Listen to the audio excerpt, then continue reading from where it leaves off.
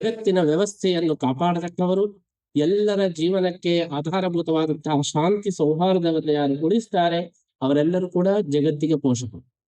ಯಾರು ಇನ್ನೊಬ್ಬರಿಗೆ ತೊಂದರೆ ಕೊಡ್ತಾರೆ, ಇನ್ನೊಬ್ಬ ಬದುಕಬಾರದು, ಇನ್ನೊಬ್ಬ ಈ ನೆಲದಲ್ಲಿ ಇರಬಾರದು ಎಂಬುದಾಗಿ ಬೋಧಿಸ್ತಾರೆ, ಅವ್ರು ಕೆಟ್ಟವರು. ಅವ್ರು ಯಾವ ಜಾತಿಯವರೇ ಆಗಿರಲಿ, ಯಾವ ಮತದವರೇ ಆಗಿರಲಿ, ಅವ್ರು ಕೆಟ್ಟವರು, ಅವರು ಈ ಜಗತ್ತಿನಲ್ಲಿ ಇರಬಾರದು ಎಂಬಂತಹ ಈ ಸಂದೇಶ ಏನಿದೆ, ಈ ಎಲ್ಲ ಧರ್ಮಗಳ ಸಂದೇಶ.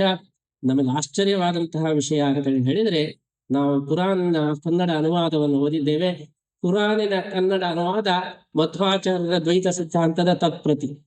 ಶ್ರೀ ಮಧ್ವಾಚಾರ್ಯರು ಏನು ದ್ವೈತ ಸಿದ್ಧಾಂತವನ್ನು ಪ್ರತಿಪಾದನೆ ಮಾಡಿದ್ದಾರೆ, ಏನೇನು ತತ್ವಗಳನ್ನು ಪ್ರತಿಪಾದನೆ ಮಾಡಿದ್ದಾರೆ, ಅದೇ ತತ್ವಗಳನ್ನು ನಾವು ಕುರಾನಿನಲ್ಲಿಯೂ ಕೂಡ ನಾವು ಕಾಣ್ತೇವೆ. ಅಷ್ಟರ ತನಕ ಓಹೋ ಕುರಾನ್ ಬೇರೆ, ಅದೇನೋ ಒಂದು ಅಗ್ರಾಹ್ಯವಾದಂತಹ ಒಂದು ಸಿದ್ಧಾಂತ ಎಂಬಂತಹ ಕಲ್ಪನೆ ಇದ್ದರೆ, ಕುರಾನಿನಲ್ಲಿ ಆಚಾರ್ಯರ ಸಿದ್ಧಾಂತವನ್ನು ನಾವು ನೋಡಿ ಬೆರಗಾಗಿ ಬಿಟ್ಟೆವು. ಹಾಗಿದ್ರೆ ನಮಗೆ ಆ ಕಲ್ಪನೆ ಹೇಗೆ ಬಂತು ಹೇಳಿದ್ರೆ, ಇದೇ ರೀತಿ ಅಪಪ್ರಚಾರಗಳಿವೆ.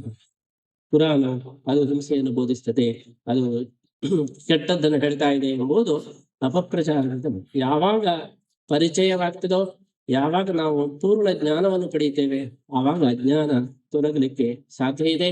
ಈ ದೃಷ್ಟಿಯಲ್ಲಿ ಕುರಾನಿನ ವೇದಾಂತವು ದ್ವೈತ ಸಿದ್ಧಾಂತಕ್ಕೆ ಬಹಳ ಹತ್ತಿರದ ವೇದಾಂತವಾಗಿದೆ. ದ್ವೈತ ಸಿದ್ಧಾಂತದ ಅನೇಕ ಒಂದು ತತ್ವಗಳನ್ನು ಕುರಾನ್ ಬಹಳ ಸುಂದರವಾಗಿ ಪ್ರತಿಪಾದನೆ ಮಾಡುತ್ತಾರೆ.